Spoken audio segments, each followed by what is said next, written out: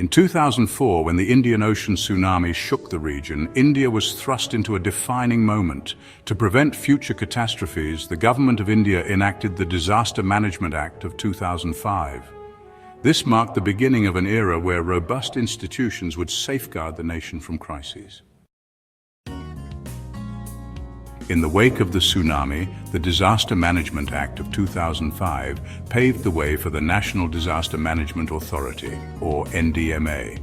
Initially constituted in 2005 by an executive order of the Government of India and later notified in 2006 under the Act, NDMA is the apex body for disaster management and is headed by the Prime Minister. As an executive body, NDMA exemplifies India's proactive approach to disaster preparedness. India's administrative framework is built on a variety of bodies. Statutory bodies are established through parliamentary acts, while constitutional bodies find their roots right in the Constitution itself. Many others, like NDMA, are formed by executive decisions, and then there are attached offices, the workhorses executing the day-to-day policies of government departments. India's governance is also strengthened by a host of commissions and authorities. Let's take a quick look at some of the most important ones. Election Commission of India, ECI, an independent constitutional body reporting directly to the President, ensuring free and fair elections. Union Public Service Commission, UPSC, an independent constitutional body that recruits top government talent. Finance Commission, operated under the Ministry of Finance, Department of Economic Affairs. It ensures equitable distribution of financial resources. National Human Rights Commission, NHRC, a statutory body under the Protection of Human Rights Act, 1993, administratively attached to the Ministry of Home Affairs. National Commission for Scheduled Castes, NCSC, a constitutional body under Article 338, working under the Ministry of Social Justice and Empowerment. National Commission for Scheduled Tribes, NCST, a constitutional body under Article 338A under the Ministry of Tribal Affairs. National Commission for Backward Classes, NCBC, established under Article 338B, it operates under the Ministry of Social Justice and Empowerment. National Commission for Women, NCW, a statutory body under the NCW Act 1990, set up in 1992 to review the constitutional and legal safeguards for women. National Commission for Protection of Child Rights, NCPCR, a statutory body under the Commissions for Protection of Child Rights Act 2005, functioning under the Ministry of Women and Child Development. Central Vigilance Commission, CVC, an independent statutory body established originally in 1964 as an executive order and given statutory status in 2003. It acts as the primary agency for supervising vigilance in the central government. Central Information Commission, CIC, a statutory body under the Right to Information Act 2005 attached to the Ministry of Personnel, Public Grievances and Pensions. Law Commission of India, an advisory body under the Ministry of Law and Justice that is reconstituted periodically. National Green Tribunal, NGT, a quasi-judicial body under the NGT Act 2010, operating under the Ministry of Environment, Forest and Climate Change. National Statistical Commission advises on statistical standards and policies and is under the Ministry of Statistics and Program Implementation. Delimitation Commission, a constitutional statutory body constituted from time to time under the Ministry of Law and Justice. Fostering cooperative federalism, India established 6 zonal councils to enhance dialogue between the centre and states. Northern Zonal Council includes Haryana, Himachal Pradesh, Jammu and Kashmir, Punjab, Rajasthan, National Capital Territory of Delhi, and Union Territory Chandigarh. Central Zonal Council covers Chhattisgarh, Madhya Pradesh, Uttarakhand, and Uttar Pradesh. Eastern Zonal Council comprises Bihar, Jharkhand, Odisha, and West Bengal. Western Zonal Council encompasses Goa, Gujarat, Maharashtra, and Rajasthan, noting Rajasthan's dual participation.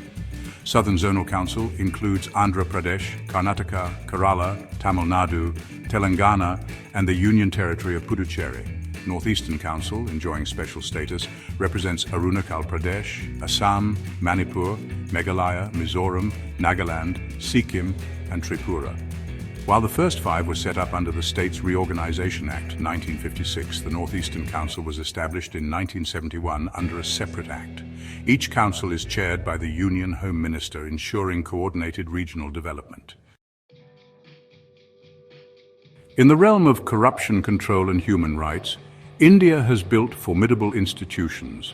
Central Vigilance Commission, initially established by executive order in 1964 on the recommendation of a committee led by Shri K. Santhanam, was given statutory status in September 2003. Empowered to regulate its own procedures, it wields the powers of a civil court with judicial-type proceedings. Central Bureau of Investigation, operating as an attached office to the Ministry of Personnel, is a non-constitutional, non-statutory agency whose powers stem from the Delhi Special Police Establishment Act, 1946. State and National Human Rights Commissions. The State Human Rights Commission, with its chairman serving up to 3 years or until age 70, investigates violations concerning subjects outlined in the state, concurrent, and union lists. Complementing this at the national level, the National Human Rights Commission was established as an independent statutory body on 12 October 1993 under the Protection of Human Rights Act, 1993, aligning with the Paris Principles for Human Rights Protection. Replacing the erstwhile Planning Commission, NITI Aayog represents India's shift toward a bottom-up approach in policymaking. Chaired by the Prime Minister, it envisions maximum governance, minimum government, by emphasizing collaborative and sustainable development policies.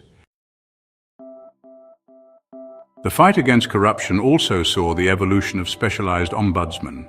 First conceptualized by the Administrative Reforms Commission led by Morarji Desai, the anti-corruption frameworks at the state and central levels came to fruition with the Lokpal and Lokayukta Act of 2013. Lokayukta, at the state level, is designed to investigate corruption in state administrations. The structure of Lokayukta varies across states.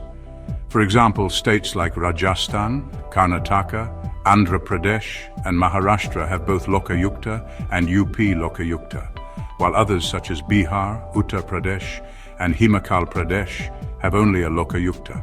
Appointed by the state governor after consultation with the Chief Justice of the State High Court and the leader of the opposition, their term is 5 years or until age 65, whichever is earlier. Importantly, once appointed, they cannot be reappointed or removed by the government except through a stringent impeachment process by the State Assembly.